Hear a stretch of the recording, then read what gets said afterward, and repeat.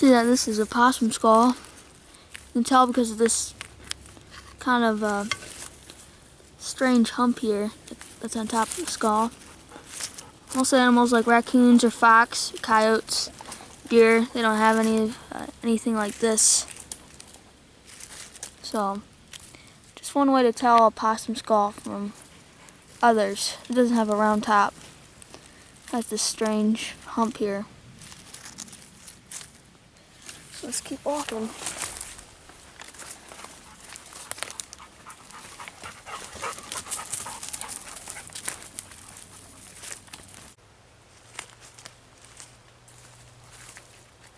Okay, so what we're going to talk about today is punkwood, or also known as spongewood or charwood.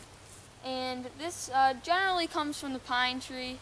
That's where I usually will get it. I'm not sure if you can find it in other trees. I'm sure that if anyone's watching, they'll probably, you guys probably know, or if that comes from other trees. But generally, I take it from the pine. I've read historical writings, and usually they refer to getting punkwood from the pine trees. So that's where I'll generally collect it from. And for those of you who don't know, punkwood or spongewood, also known as charwood, which is what I usually call it, is basically rotten wood, but it's not completely rotten to the point where it's degraded, where it's it falls apart really easily. It's a point in the rotting process where it turns sponge-like, and you'll see this is spongewood. And how you can test it is it should be very light, and you can squish it together and it will pop back up to its original size. See if I can get it in the camera here. See how I smush it down, it pops right back. It's sponge-like, and that's really what you want, that kind of airy, light, sponge-like wood. And you'll usually find it in rotting pines, like we have one here. And it's generally pretty easy to find in the eastern woodlands here. That's some more punkwood. But let me show you what the rotten wood looks like in comparison. Rotten wood is generally extremely wet. Punkwood tends to stay a little drier. I don't know why, but rotten wood absorbs water. So you see this is it just falls apart. It's no good. This is spongewood. So this is what you want. So we're going to go start a fire, and I'm going to show you how they actually made it in the 18th century. They did not use containers like we do today. So stay around. Okay, so I got a tinder bundle. I got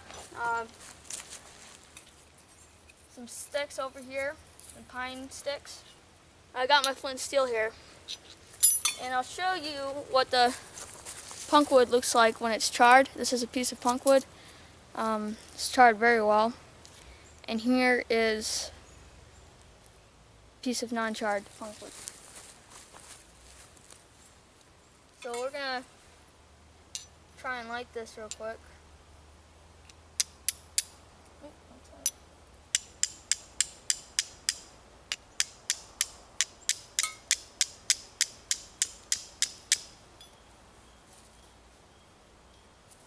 Flint's a little dull.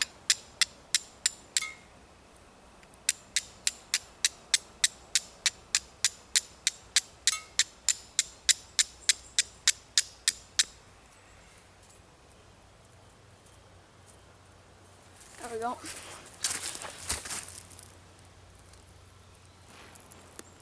You can see that burns very well.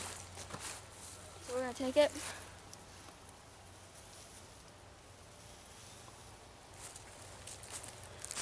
Put it in here. See that?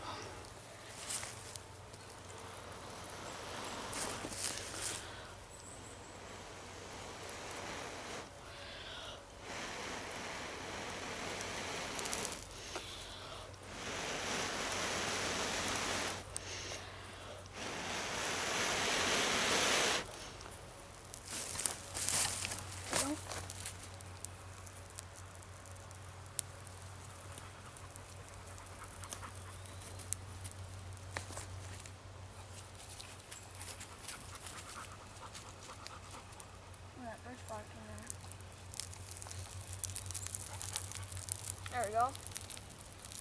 Nice. More sticks on this.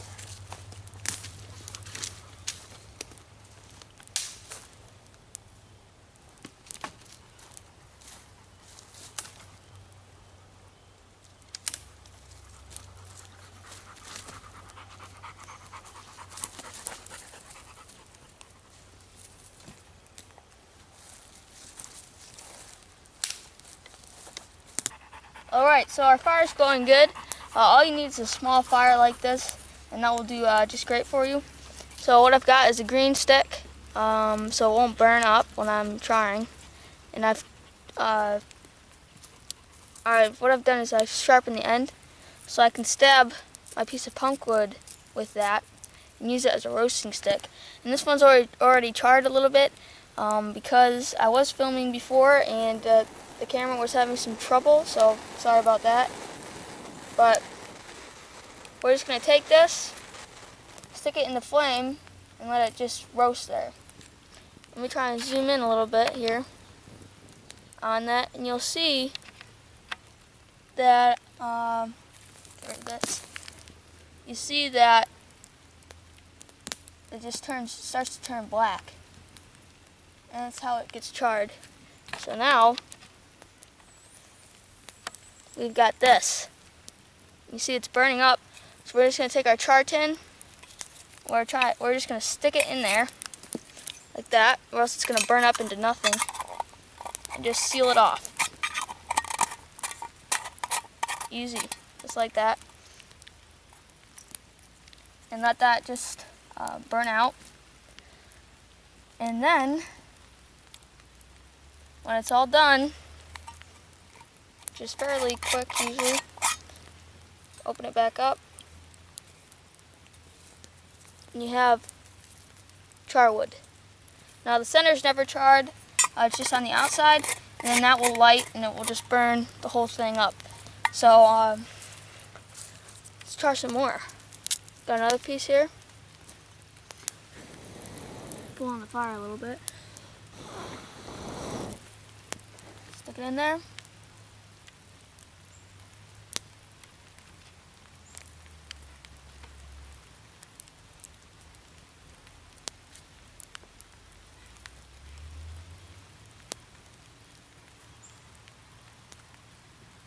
There you go. Charwood. Charwood, really easy to make, and that's what they did in the 18th century. That's what they used, and this is how they made it. Extinguish it in my char tin. Just stick it in there.